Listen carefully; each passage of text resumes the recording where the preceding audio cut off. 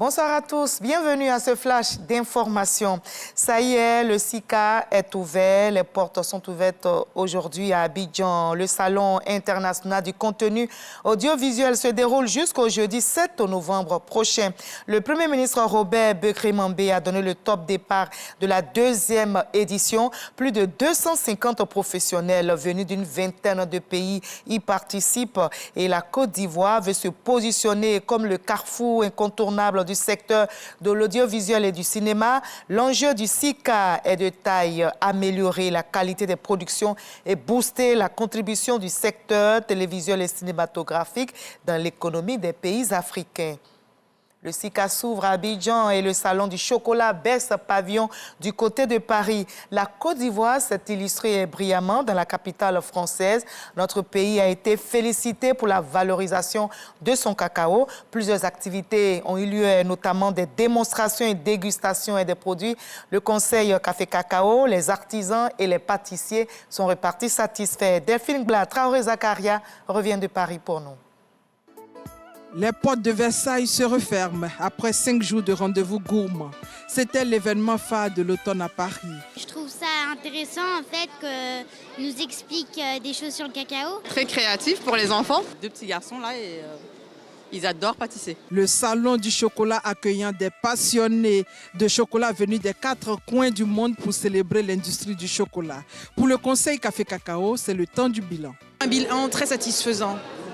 Le défi, c'est de multiplier les artisans chocolatiers, qu'il y ait de plus en plus d'artisans chocolatiers, transformateurs de cacao, de torréfacteurs en Côte d'Ivoire. Le directeur général du Conseil du Café Cacao, M. Koné Brahima Yves, a tenu à construire le premier centre de formation au métier de la chocolaterie en Côte d'Ivoire. On a de grandes espérances par rapport à ce centre, que justement, il aidera à développer les métiers de la chocolaterie pour les jeunes Ivoiriens. Ils ont un produit extraordinaire en Côte d'Ivoire qui reste dans leur pays et qui nous aide à développer les métiers de la chocolaterie. Le Conseil du Café Cacao a initié depuis 2019 des sessions de formation au métier de la transformation du cacao et du café.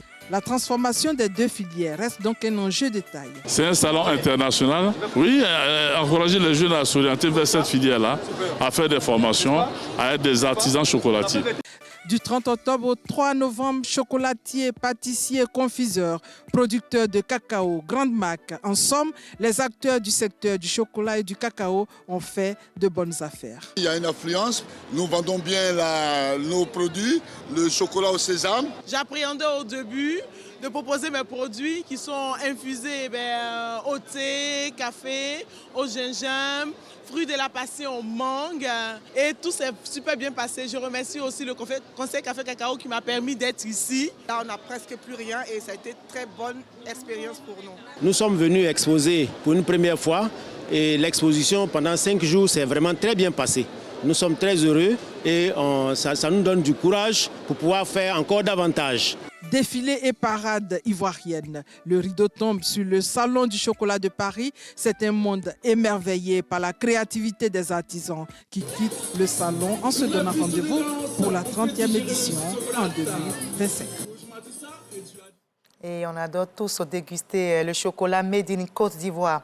Les juristes de Banque d'Afrique de l'Ouest et d'Afrique centrale sont à Abidjan. Ils participent aux 21e journées annuelles de leur structure. Pendant 72 heures, ces experts plancheront sur le management juridique au service de la rentabilité et de la pérennité des banques en Afrique. L'objectif est d'assurer la formation continue des juristes de banque et surtout initier le personnel bancaire non juriste au droit. Ailleurs, au Burkina Faso, plusieurs officiers des forces armées, dont l'ancien président de transition, Paul-Henri Sandaogo Damiba, ont été radiés par l'actuel dirigeant du pays, le capitaine Ibrahim Traoré.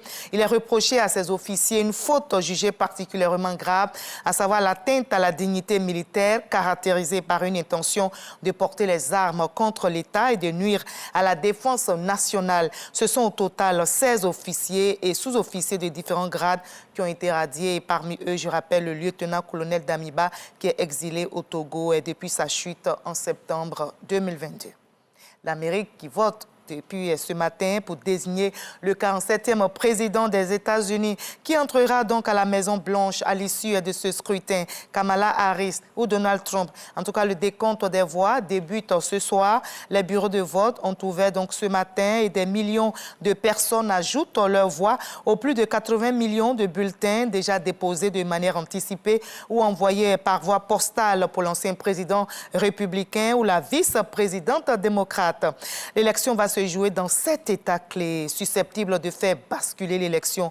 Le plus crucial des États clés est la Pennsylvanie. Kamala Harris, je rappelle, a fait toute sa campagne sur le thème de la liberté et son adversaire, Donald Trump, promet de réduire la hausse des prix et les impôts en relançant la production d'énergie fossile. Il promet aussi d'augmenter les taxes de douane de 60% sur les importations chinoises. Nous vous donnerons d'autres détails dans le 20h avec notre envoyé spécial, Michel Digré. Ne ratez donc pas cette grande édition. On se retrouve tout à l'heure. Mais après ce flash, je vous invite à suivre l'info régionale pour avoir toutes les nouvelles de nos très belles régions ivoiriennes. À tout à l'heure à 20h.